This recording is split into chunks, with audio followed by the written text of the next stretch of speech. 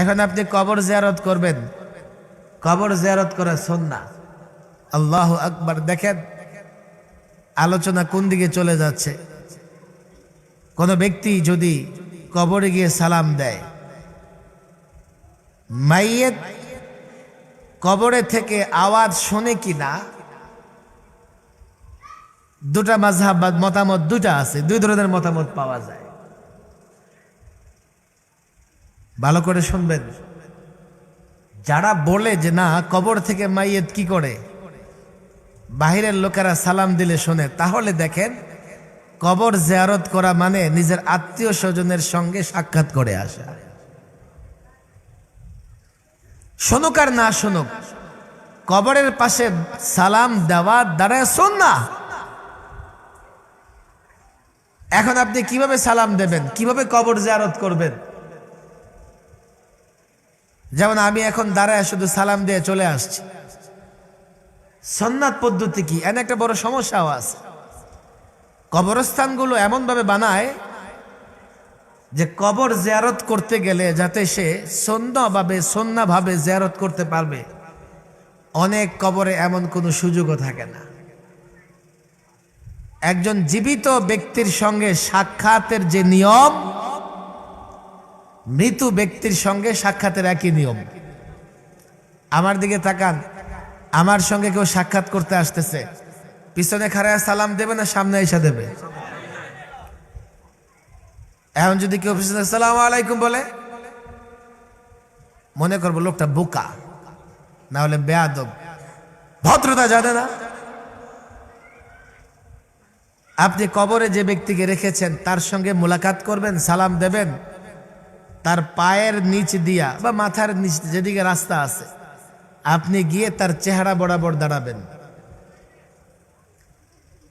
চেহারা বর দাঁড়ায়া তাকে সালাম দেবেন। এটা হচ্ছে সুন্নাহ পদ্ধতি। নিয়ম আছে প্রত্যেকটা জিনিসের। ইসলাম সৌন্দর্যের ধর্ম, সৌন্দর্যের ধর্ম। না জানলে এখানে অন্ধকার আর অন্ধকার।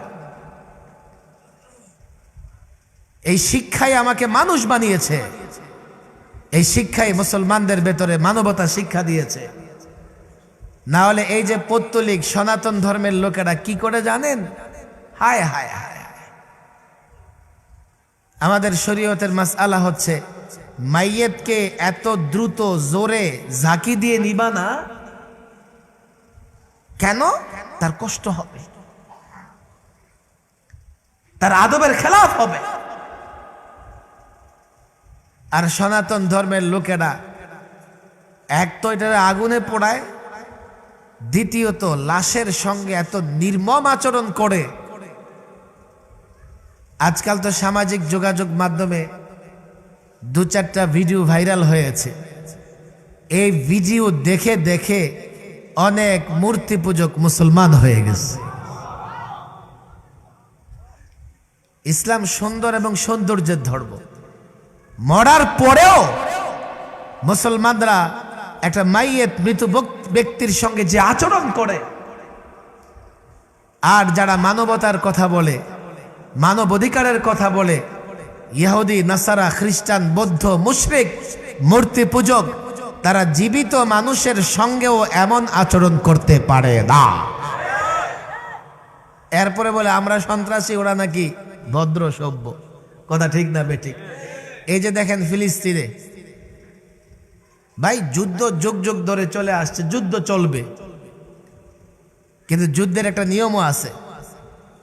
প্রতিদিন শত শত ফিলিস্তিনি শিশু, অবুঝ শিশু, বাচ্চা বুলেটের আঘাতে ঝাঁঝরা হয়ে যাচ্ছে। ওরা নাকি যুদ্ধ করে, ওরা করে সন্ত্রাস। ইসলামের একটা নীতি আছে, জিহাদ, যুদ্ধের নীতিকে কি বলে? খুদ রাসূল করিম সাল্লাল্লাহু আলাইহি ওয়াসাল্লাম 27টা যুদ্ধে অংশগ্রহণ করেছেন। 1000 বছর গোটা দুনিয়াতে মুসলিমরা রাজত্ব করেছে, হাজারো যুদ্ধ করেছে, যুদ্ধের নামে সন্ত্রাস করে নাই। এখন আপনি কবরের বাসীকে সওয়াব পাঠাবেন। দেখেন কোন যুক্তিতে ধরে না যে আপনি দুনিয়াতে বসে কিছু করবেন আর কবরে সে আরামে থাকবে, আছে কোনো লাইন গাট? কিন্তু রাসূল করিম সাল্লাল্লাহু আলাইহি ওয়াসাল্লাম পদ বাতলে দিয়ে গেছেন। সেজন্যই তো আমরা বলি 40 করো না, 7 দিন করো না, এতে কবরবাসী কোনো উপকৃত হবে না। এই জন্যেই উপকৃত হবে না, যেভাবে করলে উপকৃত হওয়ার রাসূল বলে গেছেন তুমি সেভাবে করতে পারছো না। ঈসা আলাইহিস সালাম বুঝছেন তো?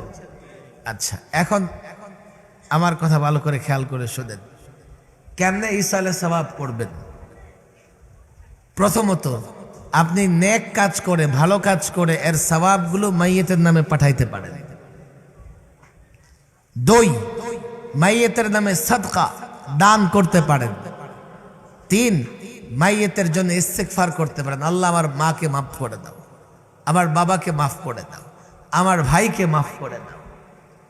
তাহলে কবরে বসেও সে আরামে থাকবে। ঘটনা একটা মনে পড়ে গেছে, যেহেতু মাদ্রাসা এটা, আমাদের এক বুজুর্গ রাস্তা দিয়ে যাওয়ার সময় ক্লান্ত হয়ে এক দেয়ালে হেলান দিয়ে ঘুমায় গেছে। আর সে দেয়ালটা ছিল কবরস্থানের দেয়াল। ঘুমে স্বপ্নে দেখে যে কবর থেকে লাশগুলো কবরের উপরে উঠে কি যেন টোকাইতেছে। ওই কোন একজন বুড়ি, সে কিছুই টোকায় না। এই বুড়ি, ওরা কি টোকায় আর তুমি টোকাও না কেন, ব্যাপার কি? ওরা সওয়াব টোকায়, সওয়াব। দুনিয়াতে অনেকেই আছে, রাস্তায় হাঁটতেছে, এক ভিক্ষুক কয় স্যার কিছু দেন, 2 টাকা দেয়, আর মনে মনে নিয়ত করে আল্লাহ সওয়াবটা আমার মায়ের কবরে, বাবার কবরে পৌঁছায় দিই। ওই সন্তান সেগুলো কবরে বসে পায়।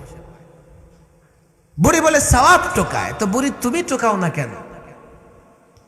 আমার 1-2টা সওয়াব টোকানো লাগে না, প্রতিদিন এই পরিমাণে সওয়াব দুনিয়া থেকে আমার জন্য আসে, তাতেই আমি যথেষ্ট ভালো আছি। বাইরে নোয়াখালীর মানুষ, আপনারা ব্যবসা বাণিজ্য খুব ভালো বুঝেন। আপনাদের এই এলাকায় সোনাইমুড়ি থানা না এটা, সেনবাগ, অনেক ব্যবসায়ী আছে। বিশেষ করে আমি যেখানে জুমা পড়াই রহমতগঞ্জ সাতা মসজিদে, এই চকবাজার আর এই রহমতগঞ্জ এরিয়ায় আপনাদের এলাকার ব্যবসায়ের অভাব নাই। কথা ঠিক না বেটি? আবার আপনাদের খুঁজলে গোটা পৃথিবীর নানা দেশেও পাওয়া যাবে। যাবে কি যাবে না? কারো ছেলে যদি বিদেশ থাকে, মাস শেষে 10,000 20,000 টাকা পাঠায়, এই লোকটার কোনো কারখানায় কাজ করা লাগবে? বলেন লাগবে? কারো জমিতে গিয়া মজদুরি করা লাগবে? পায়ের উপর পা তোলে ছাতার পায়ে বাজারে সকালে 1 কাপ চা, বিকেলে 1 কাপ চা খাবে, রাতে একেবারে খাঁটি সরিষার তেল নাকে মেখে ঘুমাবে। আমার লাগে না 1-2টা সওয়াব টোকাইতে হয় না। কেন? প্রতিদিন আমার ছেলে আমার জন্য এই পরিমাণে সওয়াব পাঠায়। তোমার ছেলে কি করে? ওই সবজি বাজারে সবজি বিক্রি করে। ঘুম ভাঙছে, দৌড়ে গেছে সকালে সবজির বাজারে, গিয়ে দেখে ওই আকৃতির ওই চেহারার একটা যুবক হাত দিয়ে সবজি মাপতেছে, আর তার ঠোঁট 2টা নড়তেছে। ঘটনা লিখেছেন তাবেঈ ফকিহ আবুল্লাহ সামারকান্দি। কোন ছোটখাটো ব্যক্তির ঘটনা লেখা নয় এটা। এই যুবক, ঠোঁট নড়ে কেন? আমি হাত দ্বারা সবজি মাপি আর ঠোঁট নেড়ে নেড়ে কোরআনে কারিম তেলাওয়াত করি। এরপরে কি করো? সারাদিন যত তেলাওয়াত করি আমার মায়ের নামে এটা বকশিস করে দেই, দান করে দেই। 40 1 মাসে, বৎসরে একবার, অনেকে আছে মৃত্যু বার্ষিকী পালন করে। কপাল পোড়া! তোর বাবা যদি তোরে বৎসরে একবার আদর করত, তো তোর গোশত তো দূরের কথা, হাড্ডি খুঁজে পাওয়া যেত না। তোর মা যদি তোরে অন্তত 24 ঘন্টায় 1 ঘন্টা আদর করতো তো তোর অস্তিত্ব খুঁজে পাওয়া যেত না।